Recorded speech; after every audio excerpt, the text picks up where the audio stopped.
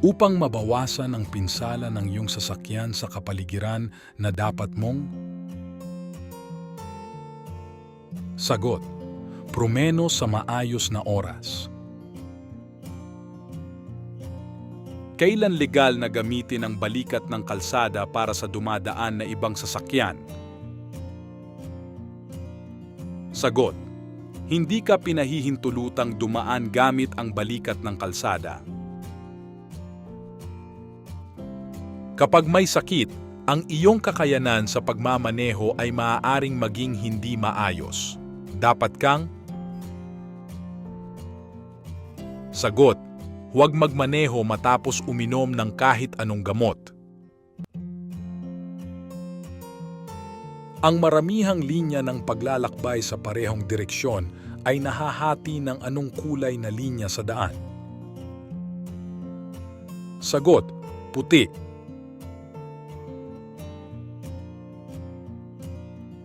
Ano ang susunod pagkatapos ng ilaw na ito? Sagot: pula.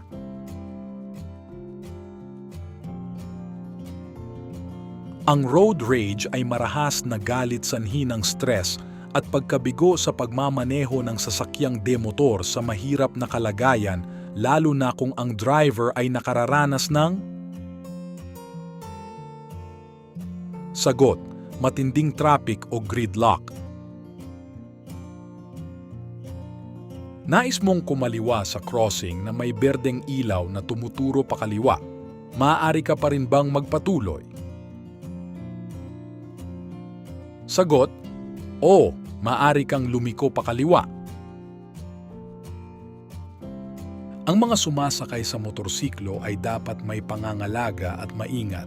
Dapat silang magsuot ng? Sagot: mga crash helmet.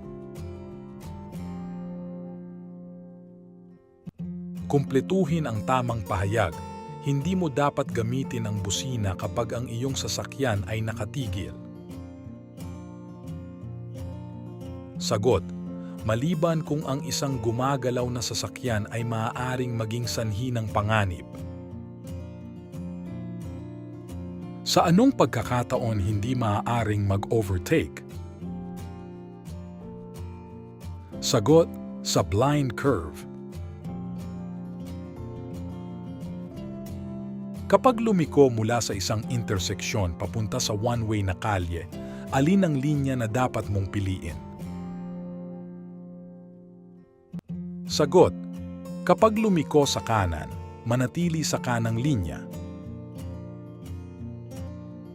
Ayon sa RA 10666 o Children's Safety on Motorcycle Act, naaabot o nayayakap dapat ng batang angkas ang baywang ng driver, komportableng naitatapak ang paa sa footpeg at? Sagot: kinakailangang nakasuot ng standard protective helmet.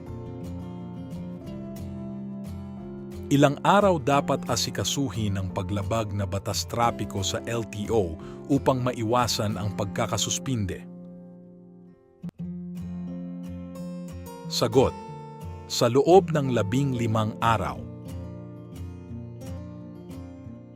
Ang mga linya, simbolo, at mga salitang nakapinta sa kalsada ay tinatawag na? Sagot: pavement markings. Alin sa mga sumusunod ang nakalarawan? Sagot: sa sanib sa trapiko pagpasok sa sangandaan. Sino ang prioridad sa interseksyon kung may dalawang sasakyan na dumating ng sabay sa 90-degree na posisyon? Sagot: ang sasakyang nasa kanan ang may prioridad.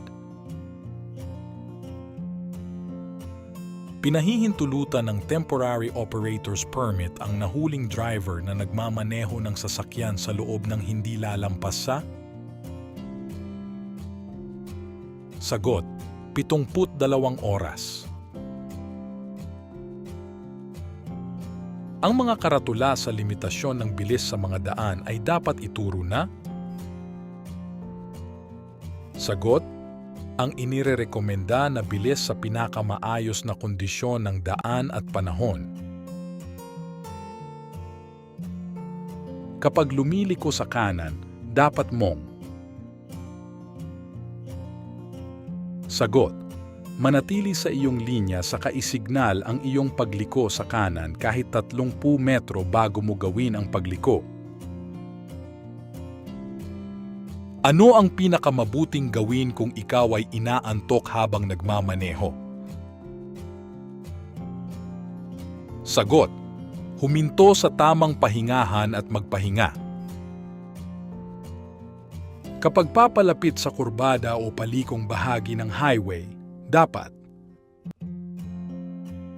Sagot, bagalan ng takbo bago lumiko. Aksidente kang nakabangga ng taong naglalakad. Ano ang unang dapat mong gawin? Sagot, tulungan ang taong naglalakad. Tama ba na ang mga direksyon na ibinibigay ng mga traffic enforcers ay naaayon sa traffic sign, traffic signal at pavement markings? Sagot, tama.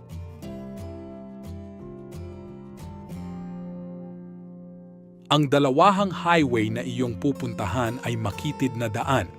Dapat kang? Sagot, maghintay hanggang sa wala ng sasakyan sa magkabilang direksyon. Ano ang ibig sabihin ng sinyas trapiko na ito? Sagot, katapusan ng itinakdang bilis. Ang paglagpas sa bilis ng limitasyon ng pagmamaneho ay. Sagot, hindi pinahihintulutan ng legal. Ano ang gagawin mo kung ang brake lights ng nasa harap mong sasakyan ay umilaw? Sagot, maghandang pumreno. Kung balak mong bumagal o huminto, dapat mong. Sagot, tapakan ang iyong preno ng magaan upang buksan ang iyong mga ilaw sa preno. Ang kulay, berdeng traffic light sa interseksyon ay nangangahulugang? Sagot, ang mga sasakyan sa kabilang kalsada ay nakahinto. May nag-iintay na makatawid sa tawiran ng taong naglalakad. Nakatayo pa sila sa may semento. Ano ang gagawin mo? Sagot, huminto, hayaan silang makatawid, maghintay. Ano ang dapat mong gawin kung basa ang kalsada? Sagot, bagalan ang takbo. Ang ibig sabihin ng kumikislap na pulang ilaw ay? Sagot, huminto.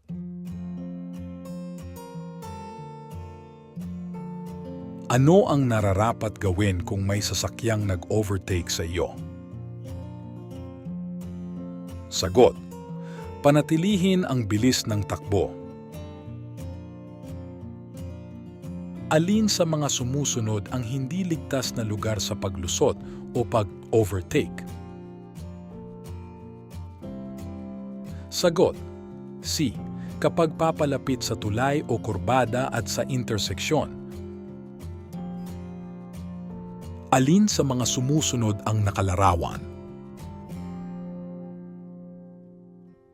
Sagot, ilog.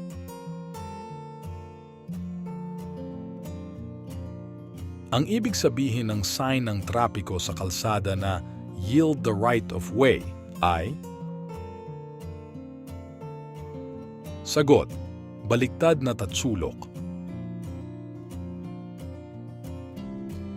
Kapag ang sasakyang nakaharap sa iyo ay may nakakasilaw na ilaw na bumubulag sa iyong paningin, ano ang gagawin mo? Sagot, Huwag tumingin sa nakakasilaw na ilaw, tumingin ng mabilis sa kanang bahagi ng daan. Ang mga signs na bilog, nakabaliktad na tatsulok o octagonal, at may pulang kulay na hangganan o red-colored border ay tinatawag na sagot. Mga palatandaan ng regulasyon. Ano ang pinakamabuting alituntuning pangkaligtasan habang ikaw ay nagmamaneho? Sagot. Huwag ipilit ang karapatan sa daan. Kapag kailangan mo ng salamin sa mata para makakita ng maayos, kailan mo dapat ito isuot? Sagot. Kapag nagmamaneho. Sino ang partikular na hindi kasama sa RA number 10666? Sagot. Batang nangangailangan agad ng atensyong medikal. Ang kumikislap na berdeng ilaw ay nangangahulugang? Sagot. Magpatuloy ng may pag-iingat. Magkano ang ipinataw na multa sa unang opensong paglabag sa RA number 10666 sa safety children aboard motorcycle? Sagot. 3,000 pesos. Ang U-turn ay ginagamit para baguhin ang direksyon. Alin sa mga sumusunod ang pinapayagan? Sagot. Kung walang sasakyan na paparating sa kabilang panig na magreresulta ng sagabal o masamang aksidente. Alin sa mga sumusunod ang nakalarawan? Sagot. Tawiran ng hayop. Nagpaplano ka ng mahabang paglalakbay. Kailangan mo pa bang magplano ng mga pagpapahinga? Sagot. Oo, makakatulong ito sa konsentrasyon. Kapag naunahan ka ng kotse, ano ang dapat mong gawin? Sagot. Manatili sa kasalukuyang bilis. Sa basang daan, dapat kang sagot, magmabagal. Ano ang nararapat mong gawin kung ikaw ay umiinom ng mga gamot na maaaring makaapekto sa iyong pagmamaneho? Sagot. Humingi ng payo sa doktor bago magmaneho. Ang isang putol-putol na puting linya sa 200 na kalsada ay? Sagot. Naghahati sa trapiko na gumagalaw sa magkabilang direksyon. Ano ang dapat mong gawin bago bumago ng mga daanan? Sagot. Gumawa ng signal. Ang traffic sign na no stopping ay nangangahulugan na. Sagot. Hindi ka maaaring huminto maliban kung pinapahinto ng traffic enforcers. Ayon sa mga sumusunod, alin ang hindi ipinagbabawal ng Anti-Distracted Driving Act? Sagot. Paggamit ng hands-free device. Ano ang dapat gawin ng driver kung siya ay nasa loob na ng interseksyon nang biglang maging dilaw ang ilaw pantrapiko? Sagot. Ang driver ay maaring magpatuloy ng maingat. Ano ang ibig sabihin ng senyas trapiko na ito? Sagot. One way.